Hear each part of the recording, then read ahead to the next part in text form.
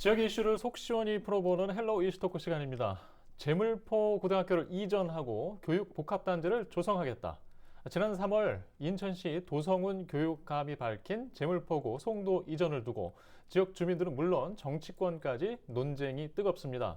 학습권 침해와 원도심 위축을 이유로 주민들은 반대 투쟁위까지 결성했고 정치권은 이전 반대를 공식화했는데요. 이전 찬성 측은 원도심 쇠락을 학교가 막지 못하고 학생 수로 감소로 이전 재배치가 불가피하다는 입장입니다. 이 문제를 한번 짚어보겠습니다. 오늘 자리에 인천시 의회 교육상임위원으로 계신 임지훈 시의원 나오셨고요. 윤미경 인천시민사회단체 연대 공동대표도 함께 하셨습니다. 안녕하십니까? 안녕하세요. 네, 안녕하십니까? 예.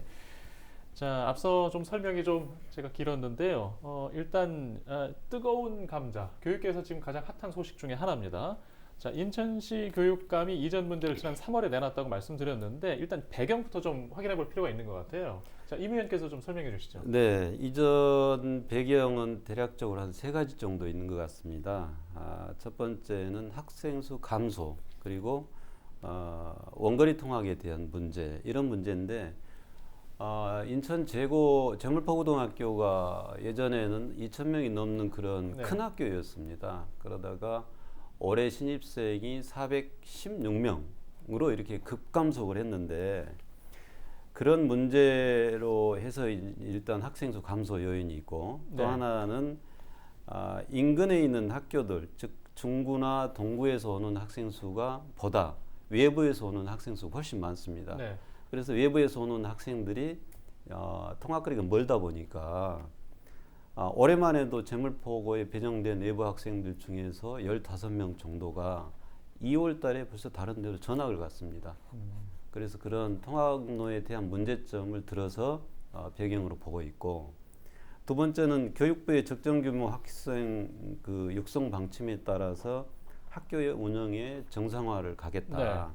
그래서 이 교육부 적정 규모 학생 수는 450명 이상 18개 학급.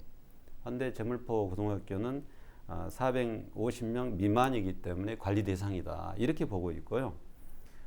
재고가 2016년도에 594명 신입생에서 올해는 416명에 불과합니다. 그렇기 때문에 관리 대상에 해당된다. 그래서 교육부의 적정 규모 육성 방침에 부합될 수 있도록 학교 운영의 정상화를 기하겠다. 이게 두 번째 이유입니다.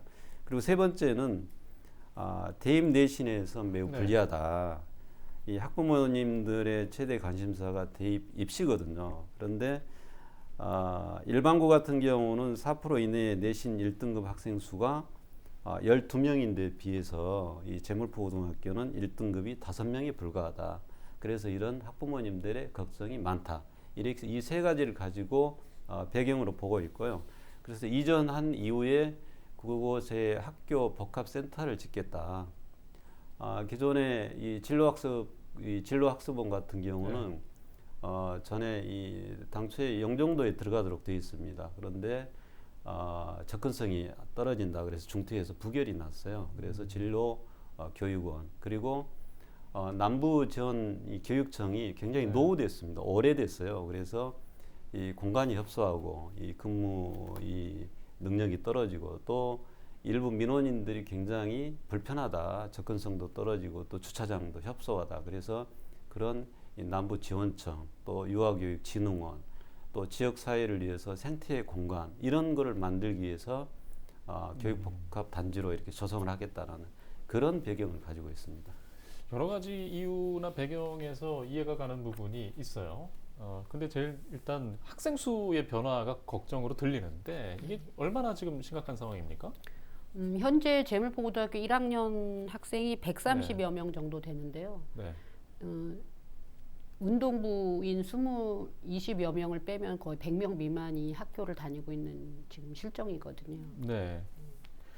자, 이렇게 학생 수가 줄고 있고 여러 가지 악조건 속에서 인 상황을 공감을 하는데 일단 송도 이전을 언급하고 나서 주민들이 반대하고 있잖아요. 네.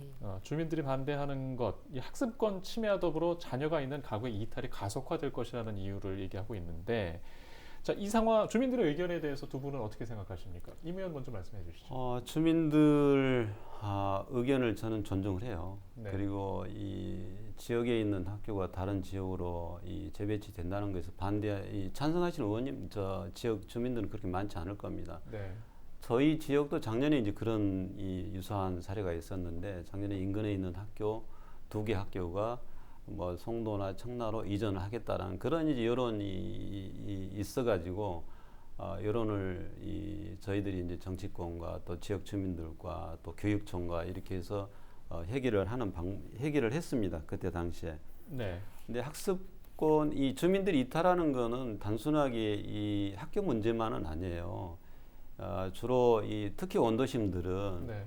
주거 환경 문제, 그리고 학교 교육 환경 문제, 그리고 또 더 나아가서는 이 출산율이 낮잖아요. 그래서 그런 문제인데 원도심은 특히 이제 교육 환경 문제를 더 집중을 하고 있거든요. 그래서 저도 개인적으로 보면은 원도심을 살리기 위한 방안 중에 하나가 교육을 중심을 시키자. 네. 그래서 원도심이 가지고 있는 장점, 또 신도심이 가지고 있는 장점을 각각 살리자.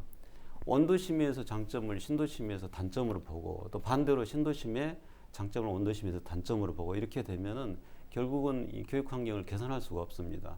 그래서 저는 우리 부평만 놓고 보더라도 특히 동구나 중구도 이 원도심의 이 지역인데, 원도심이 가지고 있는 뭐 역사라든지 전통이라든지 문화 이런 부분을 살리는 것이, 그것을 교육 환경으로 접목을 시키자. 네. 그래서 원도심에서 교육 환경을 개선하고 중심이 되도록 만들면은 당연히 이 신도심이라든지 이탈했던 학부모님들이 다시 원도심으로 돌아와서 그 원도심에서 경제 활동도 늘어나고 또 젊은 층이 늘어나다 보니까 또 활기가 있을 거 아닙니까? 네. 그래서 단순하게 학습권 침해보다는 원도심을 어떻게 하면은 교육 환경에서 살릴 수 있는가, 이런 방안으로 가야 된다고 저는 그렇게 생각하고 있습니다. 네. 윤 대표께서는 어떤 생각이세요? 예, 저는 뭐 그 재물포고 이전 문제에 있어서 그 이전이 앞으로 나온 게 좀 저는 안타깝다라고 생각하고요. 일단은 학교라는 곳이 어떤 곳인가, 그 학생들이 공부하기 위한 어떤 공간이거든요. 근데 이게 원도심이라고 하는 어떤 지역 경제 혹은 뭐 지역의 어떤 문제, 이런 부분들을 학교가 마치 대변하는 것처럼 이렇게 주장되는 건 좀 문제가 있다, 이렇게 생각하고요. 특히나 재고의 문제는, 그러니까 송도 이전과 상관없이 지금 재고의 현실이 아까도 말씀드린 것처럼 100여 명의 학생이 지금 다니고 있는 실정이고, 또 그 중학교에서 고등학교에 그 지원하는 그 고등학교를 지원을 하는데 가장 후순위에 있는 학교가 재물포 고등학교고요. 실제로 또 그렇게 해서 배정이 된 학생들의 상당수가 3월이 되면 네. 전학 신청을 해서 또 상당 부분이 또 전학을 가게 되는 그런 현실이, 사실은 저희가 원도심 쇠퇴라고 하는 그런 주민들의 어떤 욕구에 의해서 학교 학생들의 학습권이 이렇게 좀 문제가 생긴다면, 그거는 저는 지역에서 그렇게 주장하는 것만이 옳지 않다 생각하고요. 또 하나는 교사들도 마찬가지입니다. 교사들도 재물포고등학교는 신청하기를 꺼려하는 학교이기 때문에 네. 사실은 가고 싶지 않은 학교에 학생들이 가고 있고, 오고 싶지 않은 교사들이 와서 재물포고등학교의 학생과 교사들이 학교 생활을 한다면 그 학교에 다니는 학생들은 정말 정당한 학습권과 교육권을 박탈당하고 있다고 생각하거든요. 그러니까 이런 문제를 중심에 놓고 논의를 해야 된다, 저는 이렇게 생각하기 때문에 송도 이전의 문제는 문제일 수 있으나 네. 그것이 앞에 나가 있으면 안 되고, 지금 재물포고등학교 현재의 문제점, 그리고 학생들이 정당한 학습권을 받지 못한다면 네. 그 부분을 좀 더 정확하게 의논하고 연구해서 이전이 필요하면 이전을 해야 되는 거고요. 그런 어떤 구체적인 대안들을 모색하는 게 더 필요하지 않나, 이렇게 생각합니다. 네. 지금 이제 학생 수가 줄고 있는 상황에서 우려하는 주민들의 의견을 네. 이야기하고 있는데 네. 이제 주민들은 또 동시에 재개발되고 네. 또 원도심의 상황이 바뀌게 되면 네. 또 방법이 있지 않느냐. 자, 이런 시각에 대해서는 어떻게 네. 생각하세요? 저는 그거는 그 기간이 예를 들자면 고정돼 있지 않거든요. 뭐 3년이 걸릴 수도 있고 10년이 걸릴 수도 있고. 근데 그 시간을 위해서 학생들은 매년 고등학교에 가고 학교 생활을 해야 되고 3년이 되면은 이제 진학을 해야 네. 되는데 그들의 중요한 그 인생에서 중요한 시기 3년을 그 지역 주민들의 그런 이유 때문에 저는 뭐 고정되면 안 된다고 생각하고요. 학교는 교육청이 그 일을 하는 거거든요. 교육청이라는 곳은 학교의 학습권을 최대한 확보하기 위해서 학교도 세우고 또 학교를 이전하고 이런 네. 거기 때문에 저는 그 권한과 그 책무를 교육청이 정확하게 할 수 있게끔 지역사회가 의견은 낼 수 있으나 지금 중구는 어떤 상황이냐면은 저도 지금 중구에서 일을 하고 있는데 찬성을 하면 큰일 나는 어떤 여론이 만들어지고 있어요. 반대를 하는 게 대세고 네. 재고 이전해야 된다라고 말하면 굉장히 뭔가 이상한 사람으로 이렇게 오해받는 그런 분위기가 있거든요. 네. 그래서 정작 찬성이냐 반대냐가 너무 양극화되는 부분이 저는 좀 우려스럽고요. 어른들이 좀 더 본인들의 이해관계 앞서 아이들의 미래를 담보하는 곳이 학교이기 때문에 네. 저는 교육청의 정확한 그 자료에 입각한 지금 저 의원님 교육청님도 말씀하셨듯이 그 학교가 갖고 있는 자료에 의해서 그거에 맞게 뭐 이전 배치를 할 수도 있는 거고요. 그리고 말씀하신 대로 재개발이 돼서 학생이 늘으면 언제든지 학교는 만들어질 수도 있는 거거든요. 네.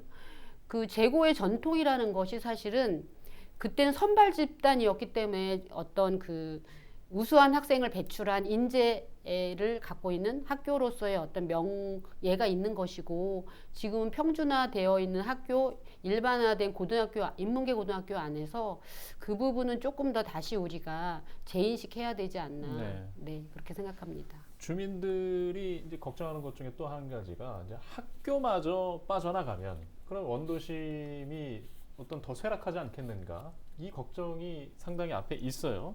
자, 그러면 학교가 있으면 좀 주민들이 걱정하는 걸 막을 수 있을까요? 학교 학군을 보고 이 네. 거주지를 결정하는 경우도 있어요. 또 이 주거 환경을 보고 거주지를 결정하는 경우도 있는데 원도심 같은 경우는 우선 이 주민들이 대체적으로 학군보다는 네. 이 주변 주거 환경을 보고 많이 결정을 하시더라고요. 그런데도 불구하고 예를 들어 뭐 서울을 보더라도 서울 학군이 강남 학군이나 목동 학군이나 이런 인서울 학군들을 네. 주로 보면은 이제 그 학군에 따라서 집값이 변동이 되고 또 이 집값 변동된다는 건 그만큼 그 지역을 선호한다는 거거든요.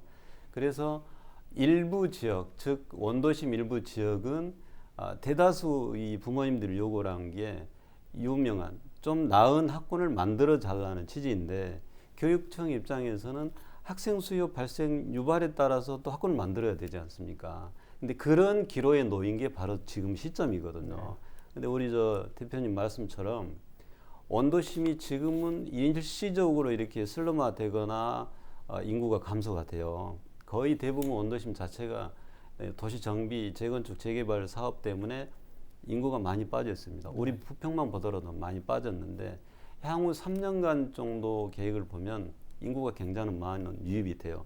그래서 그때까지의 학교 운영을 어떻게 할 것인가. 지금 이 학사 일정이라든지 아니면 학교 규정 또 교육부 규정을 보더라도 그 규정이 다소 어긋나더라도 그 다음을 위해서 존치를 하느냐 아니면은 지금 당장 시급한 이 학군 내에 학교 이전을 배치를 해서 그것 해결을 한 이후에 하느냐 이 차이인데 저는 다소 조금 규정에 조금 벗어나더라도 지금 현재 학군을 유지를 해주고 그 학군에 맞춰서 새로운 주거 형태가 들어오는 걸 저는 그렇게 바라고 있거든요. 네, 알겠습니다. 자, 또 이어서 좀 질문을 좀 드려볼게요. 이번엔 좀 윤 대표님께 드려볼게요. 자, 주민 여론을 이제 무시한 게 아니냐? 자, 주민들 시각에서 자, 이런 학교 이전으로 주민들은 볼 수가 있어요. 예. 자, 이런 걸 보면 행정이 밀어붙여야 할까요? 지금 이제 사회적 공감을 계속 하고 있지만, 네. 저는 좀 제물포 고등학교가 2003년에 한 번 이전 문제가 불거졌었고요. 그리고 2011년에도 한 번 더 이전 문제가 나왔었고요. 그리고 올해 2021년에 또 불거졌는데 이렇게 긴 세월 동안 이렇게 제물포 고등학교 이전 문제가 불거진다고 하는 것은 분명히 인천시민뿐만 아니라 인천시에 있는 여러 정치인들, 관계자들도 이제 고민을 해야 되는데 제가 좀 어른으로서 저도 아이를 네. 키운 학부모로서 인천 교육의 현실이 지금 그렇게 호락호락하진 않습니다. 재고의 문제뿐만 아니라 인천에 있는 전체적인 인문계 고등학교의 낙후성 그리고 학습권의 어떤 그 떨어지는 그런 거, 그다음 진학률 이런 것들이 다 문제인데 그런 것들 전반적인 것들을 좀 살피고 좀 연구하는 그런 이 시점이 이제 더 늦기 전에 필요하지 않나 이런 생각이 좀 들고요. 그리고 지역 안에서 사실은 제가 중구에 무슨 위원회 회의도 가고 무슨 모임에도 가고 하는데 지금 중구청장님이나 동구청장님도 현수막을 내걸었었어요. 네. 반대한다고. 근데 그분들이 반대하는 주장만 하셨지 그 이후에 어떤 식으로 그 재고의 지금 현재 문제 학생들의 문제, 교사의 네. 문제, 그리고 학교 전체적인 운영의 문제를 어떻게 개선할지에 대한 논의의 장이나 어떤 그런 것들을 찾아내기 위한 무슨 연구 용역이나 이런 행동은 하지 않거든요. 그러면 또 10년 뒤에 또 재고 이전 문제가 나오면 또 반대하실 거고 또 반대가 끝나서 당신들의 목표가 달성이 되면 또 아무 일 없이 또 이제 당신들 집으로 다 돌아가실 거라는 거죠. 저는 예. 중구, 동구 주민들의 그런 쇠락에 대한 걱정과 염려 저도 똑같이 하고 있는데 그럼 그런 것들을 때문에 재고가 존치해야 된다고 한다면 더 적극적으로 학생들한테 뭐가 필요한지 그리고 이 학교가 활성화되고 좋은 학교로 계속 남기 위해서는 어떤 개선과 콘텐츠가 더 들어가야 하는지에 대한 정확한 연구와 그 실행적 대안을 만들어내는 실천이 보여지지 않으면 사실 정치적으로 움직인다 이런 비난을 저는 뭐 들을 수밖에 없다고 생각하고요. 그 다음에 사실은 전통만 중요한 게 아니라고 생각합니다. 지금 뭐 4차 산업 그 새로운 학문, 새로운 어떤 그런 것들이 계속 개발되는 현 시점에서 메가버스라고 하는 뭐 가상의 세상까지 나오는 네. 이 시점에 지금 저희가 학교를 계속 묶어두고 갖고 가려고 한다는 건 어른들이 좀 반성해야 된다고 생각하고요. 그런 예. 부분에서 좀 더 논의의 장 예. 그리고 그것들을 극복해 나갈 수 있는 대안을 찾아내는 과정이 오히려 더 절실한 예, 거 아닌가. 알겠습니다. 네. 자, 일단 시간 관계상 좀 준비한 질문이 얼마 남지 않았는데 일단 고교 학점제 학생 수가 이제 적은 학교는 좀 불리하다. 자, 이런 우려도 있습니다. 문제가 지적이 있는데 자, 한마디로 이제 학생들이 피해를 볼 수밖에 없다는 우려에서 나오는 거거든요. 네. 자, 이거는 어떻게 해석해야 될까요? 고교학점제가 이제 2025년부터 이렇게 시행이 되는데 우리 인천만의 원도심만의 문제는 아니에요. 사실 전국적인 뭐 농어촌 도시에 있는 학교들 또 이 원도심에 있는 소수 인원이 되는 학교들 이런 학교들이 있기 때문에 어차피 고교학점제라는 것은 학생들이 자기가 가지고 있는 적성을 살리기 위해서 선택제거든요. 선택할 수 있는 그런 이 제도인데 과연 학생 수가 적은 데서 그 많은 이 학생들이 선택할 수 있는 과목을 다 뒷받침이 되겠냐. 이게 제일 예. 큰 문제입니다. 그리고 또 하나는 그 인원수를 이렇게 제한하다 보니까 24명 이하인 경우에 등급이 나올 수가 있겠냐. 이런 문제가 제일 큰 것 같습니다. 학부모님들도 네. 그런 문제에 대해서 늘 말씀하시더라고요. 네, 알겠습니다. 자, 오늘 저희가 시간 관계상 일단 여기까지 질문을 드려야 될 것 같은데요. 교육청에서 일단 전면 재검토 네. 입장이 나왔고 또 지금 뭐 두 분께서도 말씀하셨지만 주민들 의견과 함께 다시 좀 논의하는 기회가 있겠죠. 저희가 이 자리 마련해서 다시 한번 논의하는 시간 갖겠습니다. 자, 헬로우 이슈토크 오늘 순서는 여기서 마치겠습니다. 시청해주신 여러분 고맙습니다.